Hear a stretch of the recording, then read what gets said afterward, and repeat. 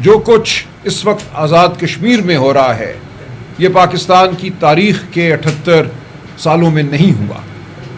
آج ہم نے اس ریاست کا خونخوار چہرہ آزاد کشمیر کے عوام کو دکھا دیا ہے۔ جو فریب کا نظام، جھوٹ کا نظام پورے ملک پر مسلط ہے، آج ہم نے پوری دنیا کو بتایا کہ آزاد کشمیر میں آزادی کی جد و جہد کرنے والے اس سے مستثنا نہیں ہیں۔ گولیاں برسائی گئی ہیں، نہتوں کو شہید کیا گیا ہے۔ ہمیں بہت افسوس ہے جو ہمارے جوان ہیلی کاپٹر کے کریش میں شہید ہوئے ہیں۔ ہم ان کی مغفرت کے لیے دعا گو ہیں، اللہ تعالیٰ ان کے درجات بلند فرمائے۔ لیکن اس کے ساتھ ساتھ ہمیں دیکھنا ہے کہ یہ ریاست آج کہاں جا رہی ہے۔ پورے ملک میں بولنے کو جرم بنا دیا گیا ہے، آواز بلند کرنے کو جرم بنا دیا گیا ہے، اس دھرتی پر چلنے کو جرم بنا دیا گیا ہے۔ یہ وہ فسطائیت ہے جو انگریز کے دور میں بھی ہم نے نہیں دیکھی۔ انگریز کے دور میں بھی ہمارے اسلاف کو اجازت تھی تحریکیں چلانے کی، جلسے کرنے کی، ریلیاں نکالنے کی، اور اسی طرح ہم نے پاکستان حاصل کیا۔ ہمارے بزرگوں نے بات کی، گفتگو کی، دلیل پیش کی، سڑک پہ دلیل پیش کی، پارلیمان میں دلیل پیش کی، اپنے لوگوں سے بات کی، عظیم الشان جلسے منعقد کیے۔ آج یہ سب کچھ اس ملک میں جرم بن چکا ہے، اور آج ہم یہ دیکھ رہے ہیں کہ 4.5 سال بعد 5واں بجٹ یہ فسطائی نظام پیش کرنے کو ہے۔ اور اس 5ویں بجٹ میں ہمیں کیا نظر آتا ہے؟ صرف اندھیرا ہے آئندہ کے لیے۔ ہمیں یہ کہا گیا تھا 2022 میں کہ اب ڈنڈے کا راج ہوگا، اس ملک کو صرف ڈنڈا چاہیے، ایک ایس ایچ او کی مار ہے فلاں، 2 ایس ایچ او بھیجوں گا تو یہ ٹھیک ہو جائے گا۔ آج کیا ٹھیک ہوا ہے اس ملک میں؟ یہ ملک آج کہیں زیادہ گہری کھائی میں ہے۔ پچھلی ہماری تاریخ پوری کو اگر ہم دیکھیں تو اس کے تناظر میں بہت تاریخ دور اس ملک میں آئے ہیں، مارشل لاء کے دور آئے ہیں، ہم نے ان کو بھگتا ہے، اس قوم نے ان کو بھگتا ہے۔ لیکن آج جو فسطائیت ہے اس کی مثال ڈھونڈنا بہت مشکل ہے۔ اس تمام تر جبر، چادر اور چار دیواری کے تقدس کی پامالی کے بعد کیا ملا ہے اس قوم کو؟ بے روزگاری ہے، افراط زر ہے، مہنگائی ہے۔ آج ہمیں نظر یہ آ رہا ہے کہ اس ملک کا سرمایہ کار چھوڑ کے بھاگ رہا ہے اس ملک کو، باہر سے سرمایہ کاری اس ملک میں نہیں ہو رہی۔ تو آج ہمیں نظر یہی آتا ہے کہ تمام تر دعووں کے باوجود کہ 75 بلین آ جائیں گے، $100 بلین آ جائیں گے، کچھ بھی نہیں آیا۔ بین الاقوامی استعماری قوتوں سے تھپکیاں لینا ایک بات ہے، اپنے عوام کے لیے کچھ کرنا دوسری بات ہے۔ آپ اپنے عوام کو بھیڑ بکریاں سمجھیں، آپ ان کا ووٹ چرائیں، آپ ان کی آزادی سلب کریں، عدالتوں پر حملہ کریں 26ویں اور 27ویں ترمیم کے ذریعے، آپ ان کو خوف میں مبتلا کر دیں، ان کی زندگی کو حقیر جانیں، ان پر گولیاں چلائیں، وہ کشمیر ہو یا وہ اسلام آباد ہو یا وہ کوئی اور علاقہ ہو پاکستان کا، اور اس کے بعد یہ تمنا کریں کہ اس ملک میں معیشت دوڑے گی، اس ملک میں ترقی ہوگی، فیکٹریاں لگیں گی، نوجوان جو ہیں انہماک سے اس ملک کی تعمیر میں اپنا رول ادا کریں گے، جبکہ آپ ان نوجوانوں کو یہ کہتے ہیں کہ تم ووٹ دینے کے قابل بھی نہیں ہو، اور اگر ووٹ دیتے ہو تو تمہارے ووٹ کی کوئی وقت نہیں ہے۔ تو آپ کو اب سوچنا ہوگا کہ آپ کہاں کھڑے ہیں۔ ہمیں ایک قوم کے حوالے سے سوچنا ہوگا کہ ہم کہاں کھڑے ہیں۔ ہمارا یہ فرض ہے پاکستان کی سب سے بڑی سیاسی جماعت کے حوالے سے کہ ہم یہ بات کرتے رہیں، حق کی بات کرتے رہیں، سچ کی بات کرتے رہیں، جابر کی آنکھوں میں آنکھیں ڈال کر کلمہ حق ادا کرتے رہیں۔ تو اسی فریضے کو ادا کرنے ہم آپ کے سامنے بیٹھے ہیں۔ جو معیشت کی صورتحال ہے اس پر تفصیل سے بات کریں گے تیمور جھگڑا صاحب اور ہمارے MNA رانا عاطف صاحب میرے ساتھ بیٹھے ہیں، سابق اسپیکر قومی اسمبلی اسد کیسر صاحب، جو اس وقت اس ملک کی سیاسی صورتحال ہے اس پہ بات کریں گے۔ لیکن سیاست اور معیشت اکٹھے چلتے ہیں۔ اگر کوئی یہ سمجھتا ہے کہ آپ سیاست کو دبا دیں گے، آپ لوگوں کے حقوق کو دبا دیں گے، آپ عدالتوں کو ختم کر دیں گے لیکن معیشت دوڑے گی، تو اس سے بڑی بے وقوفی کوئی نہیں ہے۔ کوئی ایسے ملک میں سرمایہ کاری نہیں کرتا، فیکٹریاں نہیں لگاتا جہاں قانون نہ ہو، جہاں انہیں یہ پتا ہو کہ اگر ہمارے ساتھ کوئی ناانصافی ہوئی تو ہمیں عدالت سے انصاف نہیں ملے گا۔ ایسے ملک سے دور رہتی ہے دنیا۔ آج آپ نے پاکستان کو ایک ایسا ملک بنا دیا ہے۔ تو معیشت اور سیاست، انسانی حقوق یہ اکٹھے چلتے ہیں۔ ایک معاشرہ پروان چڑھتا ہے، پھلتا ہے، پھولتا ہے جب اس کے لوگ آزاد محسوس کرتے ہیں، آزاد فضا میں سانس لیتے ہیں، تب معیشت دوڑتی ہے۔ تو آج ہم آپ کے سامنے یہی استدعا کرنے آئے ہیں ان سے جو اپنے آپ کو اولي الامر سمجھ بیٹھے ہیں، جو اپنے آپ کو وقت کا حاکم سمجھ بیٹھے ہیں، فارم 47 والے ہوں یا ان کے پشت پناہ ہوں، ہم ان سب کو یہ کہتے ہیں ہوش کے ناخن لو۔ عمران خان کو جیل میں ڈال کر تم نے پوری دنیا کو یہ پیغام دیا ہے کہ پاکستان ایک جیل خانہ ہے، پاکستان میں آزادی کسی اس کو نہیں ملے گی جو سچ بات کرنا چاہتا ہے۔ تمہیں عمران خان کو باہر لانا ہوگا۔ عمران خان اس وقت اس ملک کی سیاست کا محور ہے، اس ملک کو اکٹھا رکھنے والی شخصیت ہے، وہ خیبر پختونخوا ہو، وہ پنجاب ہو، کشمیر ہو، سندھ ہو، پورے پاکستان کے لوگ اس وقت عمران خان کی جانب دیکھ رہے ہیں، کسی اور کی جانب نہیں دیکھ رہے۔ گلگت بلتستان میں الیکشن لوٹ کر، پنجاب میں الیکشن لوٹ کر، آزاد کشمیر میں گولیاں چلا کر تم حکمران نہیں بنتے، تم صرف جابر رہتے ہو۔ عوام کے دلوں پر جو راج کرتا ہے تمہیں اس کی بات کو سننا ہوگا، اس کو عوام کے بیچ لا کر کھڑا کرنا ہوگا، تب یہ ملک آگے بڑھے۔ عوام کے مسائل ہیں، آپ ان کے اوپر بات نہیں کر پا رہے، صرف ایک ہی ایشو جو ہے وہ سب سے زیادہ آ رہا ہے، یہ جو مہنگائی ہے، اس کے اوپر بھی پاکستان کی عوام پیس گئی ہے۔ تو سر وہ جو محمود خان چکزئی صاحب نے کہا کہ ہم اسمبلی سے نکلنے کا سوچ رہے ہیں، تو پھر آپ لوگ نکلنے کا کوئی ارادہ رکھتے ہیں؟ نہیں دیکھیں، آپ کے سامنے جو ہم یہ بیٹھے ہوئے ہیں، عوام کی ترجمانی کرنے ہی بیٹھے ہوئے ہیں نا، ہم معاشی جو معاملات ہیں انہی پہ ہم گفتگو کر رہے ہیں، اور ہم نے یہ آپ سے عرض کیا ہے کہ معیشت اور سیاست علیحدہ علیحدہ نہیں ہے۔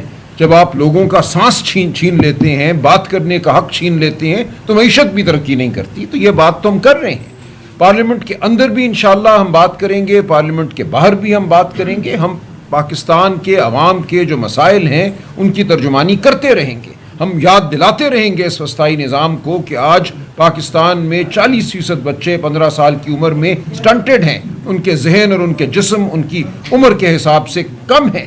ہم بتاتے رہیں گے کہ 40% بچے 15 سال کی عمر میں کسی اسکول میں نہیں جاتے، نہ کسی مدرسے میں، نہ کسی ووکیشنل ٹریننگ سینٹر میں، اور آپ مزید کمی کر رہے ہیں جو اخراجات ریاست کو کرنے چاہیے صحت پر اور تعلیم پر۔ آپ کا یہ نصب العین ہے ہی نہیں کہ اس ملک کو آپ نے پڑھا لکھا بنانا ہے، اس ملک کے عوام کو آپ نے صحت مند بنانا ہے۔ آپ نچوڑ رہے ہیں، خون نچوڑ رہے ہیں اس ملک کا، تو یہ بات ہم کرتے رہیں گے۔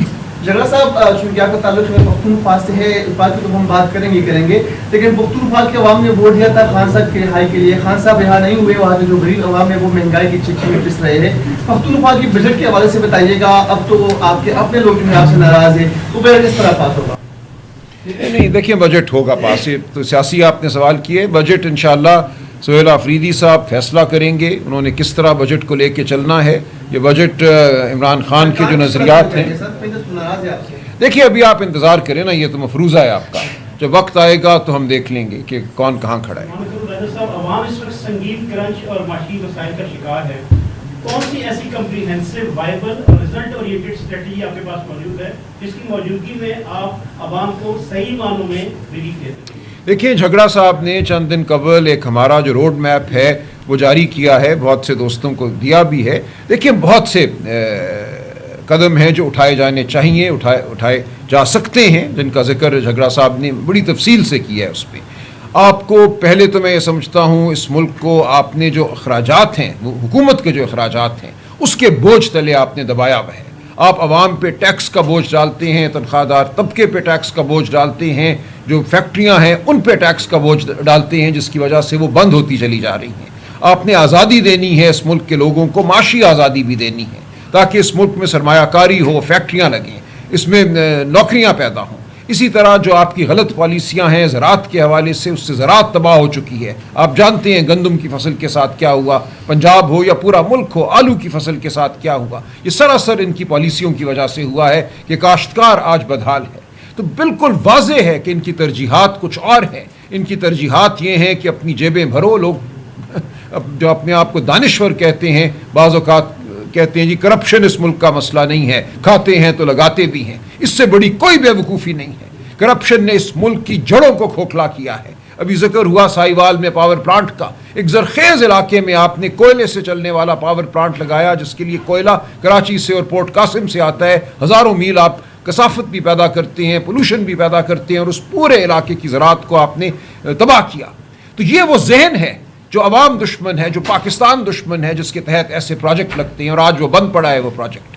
تو جب تک آپ ان لوگوں کو حکومت میں نہیں لائیں گے جو عوام کی حمایت سے آتے ہیں، جن کے دلوں میں عوام کا درد ہے، تو آپ کی معاشی پالیسیاں غلط ہی ہوں گی اور آپ بدحالی کی جانب بڑھتے چلے جائیں گے. تو یہ وہ چیزیں ہیں جو ایک ایسی حکومت جس کے دل میں عوام کا درد ہو وہ بالکل فطرتاً کرتی ہے. یہی وجہ ہے کہ عمران خان کی حکومت نے آپ کو صحت کارڈ دیا. عمران خان کی حکومت کے دور میں 6% آپ کی گروتھ تھی. کیا وجہ تھی؟ وجہ یہی تھی کہ کووڈ کے دور میں بھی عمران خان نے کہا میں غریب کا چولہا بند نہیں ہونے دوں گا، فیکٹریوں کو چلنے دوں گا، فیکٹریوں کو اگر ضرورت ہے ریاست کی جانب سے مدد کی تو وہ مدد میں دوں گا تاکہ غریب کا چولہا جلے، مزدور جو ہے وہ بے روزگار نہ ہو. اصل مسئلہ یہ ہے کہ جب آپ عوام سے نہیں آتے، جب آپ کی جڑیں عوام میں نہیں ہوتی، تو آپ کی پالیسیاں عوام دشمن ہوتی ہیں. سر، صوبوں کو کٹ لگنے کی جو بات ہو رہی ہے، کیا آپ یہ سمجھتے ہیں کہ یہ 18ویں ترمیم کی ایک سافٹ رول بیک کی پہلی علامت ہے؟ دیکھیں، یہ جو اس وقت ریاست ہے، چونکہ ریاست اور عوام کے درمیان ایک فاصلہ ہے، ایک خلیج ہے. یہ ریاست اپنے وجود کے لیے، اس ایک جھوٹ پہ کھڑے وجود کے لیے عوام سے زیادہ پیسہ نچوڑنا چاہتی ہے، اور یہ اسی کی ایک کڑی ہے. یہ کہنا کہ ہم صوبوں سے پیسہ لیں گے، اس کا مطلب یہ ہے کہ ہم صوبوں کو کہیں گے کہ صحت پہ خرچہ کم کرو، تعلیم پہ خرچہ کم کرو، تاکہ ہم وفاق کی سطح پہ جو اپنے اخراجات ہیں جو بڑھتے ہی چلے جا رہے ہیں. ابھی آپ کو بتایا، وہ گاڑیاں ہوں FBR کے لیے، وہ سینٹ کے لیے گاڑیاں ہوں، یا اور جو 300 کروڑ کے آپ نے بتایا دورے ہوں وزیر اعظم کے، یہ سب کچھ کیا ہے؟ اس کے لیے آپ کو پیسہ چاہیے. آپ پیسہ نچوڑ رہے ہیں صوبوں سے. آپ کی یہ خواہش ہے کہ صوبے تعلیم پہ خرچ نہ کریں، صحت پہ خرچ نہ کریں، لیکن وفاقی حکومت جو ہے اپنے اخراجات جو ہے ان کو بڑھاتی چلی جائے. تو ہم اس کی مزاحمت کریں گے. آپ دیکھیں گے کہ خیبر پختونخوا صوبہ، کل سہیل آفریدی صاحب آئے، انہوں نے خیبر پختونخوا کا مقدمہ لڑا نیشنل اکنامک کونسل میں. انہوں نے تقاضا کیا کہ جو فاٹا کے اضلاع، فاٹا کے علاقے خیبر پختونخوا میں ضم ہوئے تھے، اس کے بعد نیشنل فائنانس کمیشن ایوارڈ میں تبدیلی آنی چاہیے تھی. نیشنل فائنانس کمیشن ایوارڈ یہ بتاتا ہے کہ جو income tax, custom duty, sales tax, excise duty جمع ہوتا ہے، اس میں جو صوبوں کا حصہ ہے اس کو کیسے بانٹنا ہے. ہر صوبے کو ایک حصہ ملتا ہے اس کے رقبے، اس کی آبادی اور غربت کے تناسب سے. خیبر پختونخوا کو 5 سال سے اس کے حق سے کم یہ مل رہا ہے یہ رقم. تو اس کا مقدمہ کل لڑا سہیل آفریدی صاحب نے، اور انہوں نے واضح کیا کہ کوئی بڑا قدم جو وفاق اگر چاہے گا کہ صوبے اٹھائیں، وہ عمران خان صاحب کی ہدایت کے بغیر نہیں لیا جائے گا. اچھا سلمان اکرم راجہ صاحب، یہ بتائیے گا جو کشمیر کی صورتحال ہے اس کے اوپر پاکستان تحریک انصاف کا کیا موقف ہے؟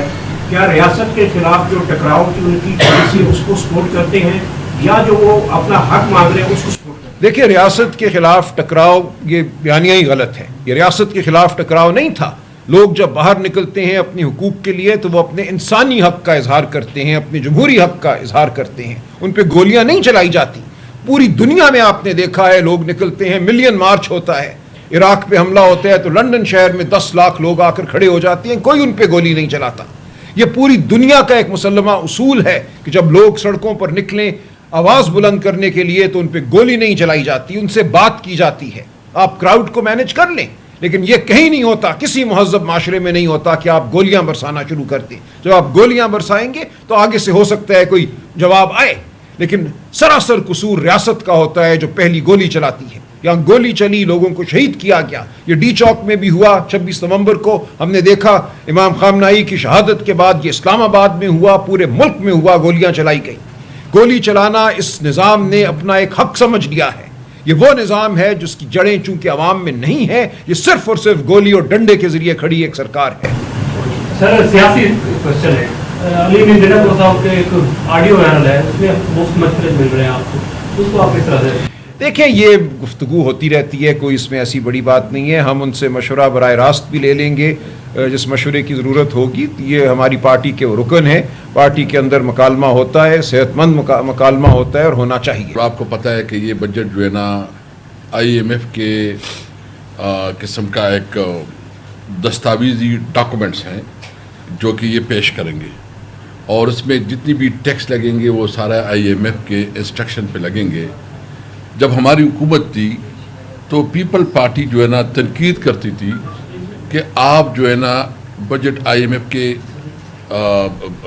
ساتھ کیوں آپ نے انگیج کیا یا کیوں آپ IMF کے ساتھ یہ مشترکہ طور کر رہے ہیں؟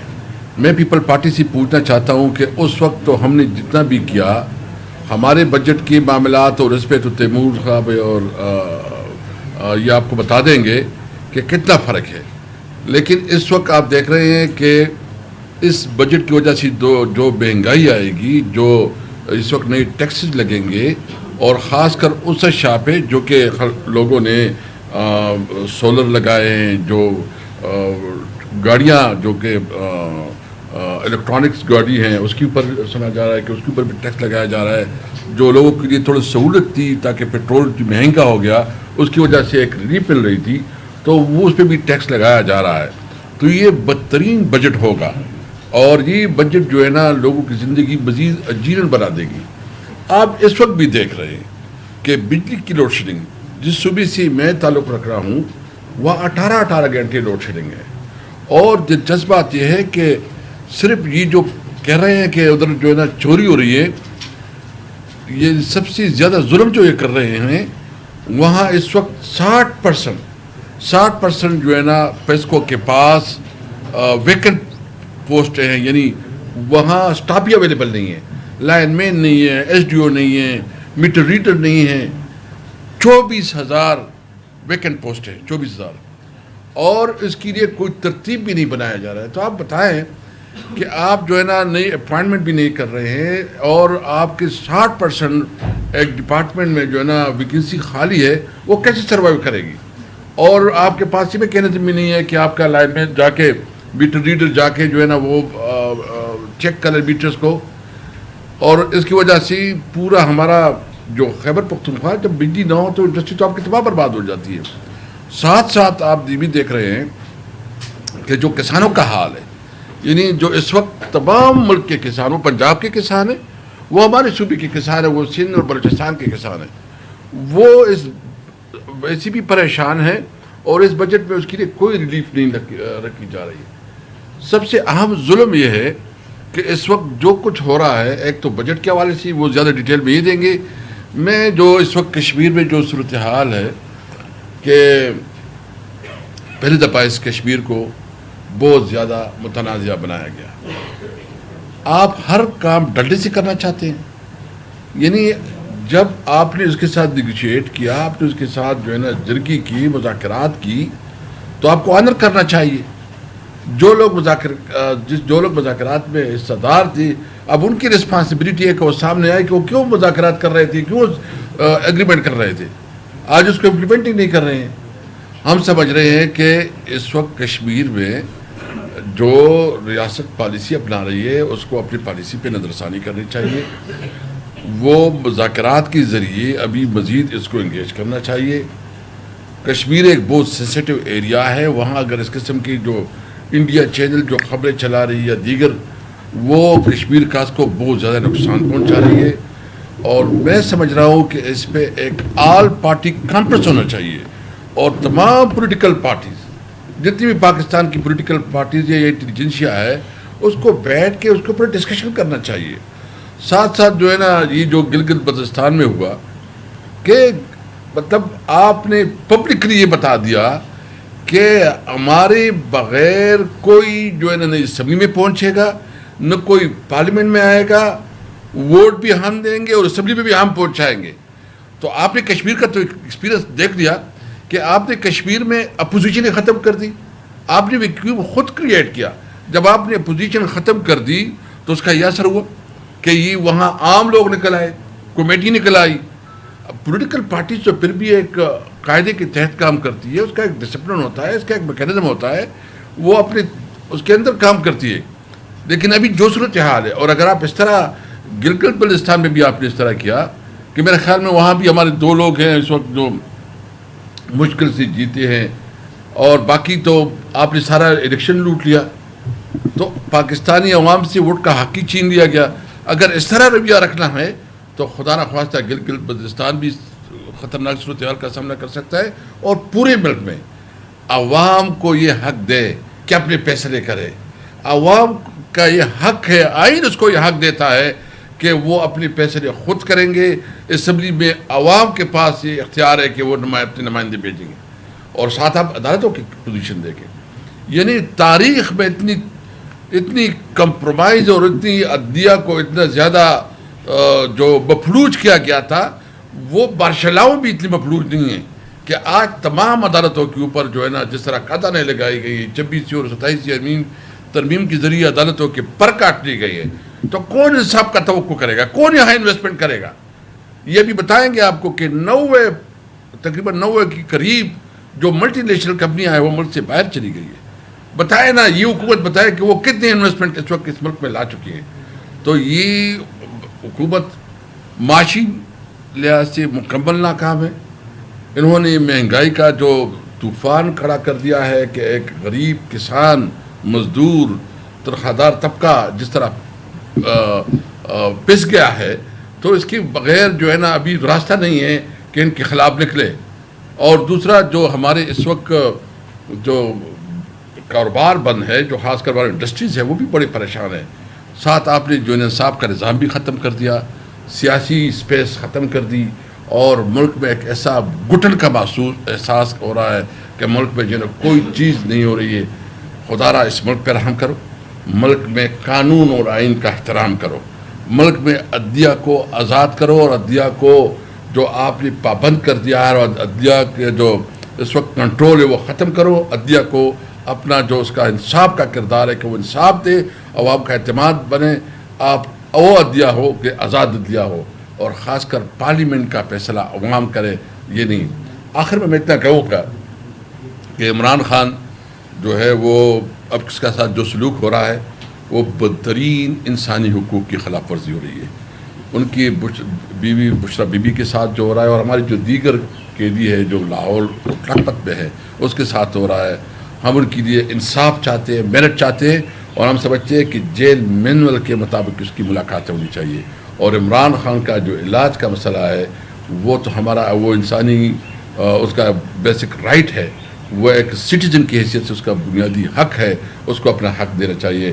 انشاءاللہ تعالی جو بھی ہوگا، اگر کوئی کسی کی سمجھ ہے کہ تحریک انصاف جو ہے نا اس ایشوز پہ جو ہے نا وہ پیچھے ہٹے گی اور وہ کمزور ہوگی، ان کی غلط فہمی ہے. ہم انشاءاللہ اپنی تحریک کو آگے بڑھائیں گے، جدوجہد کریں گے، اور ملک میں قانون اور آئین کے حکمرانی کے لیے اور عمران خان کی جو رہائی کے لیے اپنی جدوجہد کو آگے بڑھائیں گے.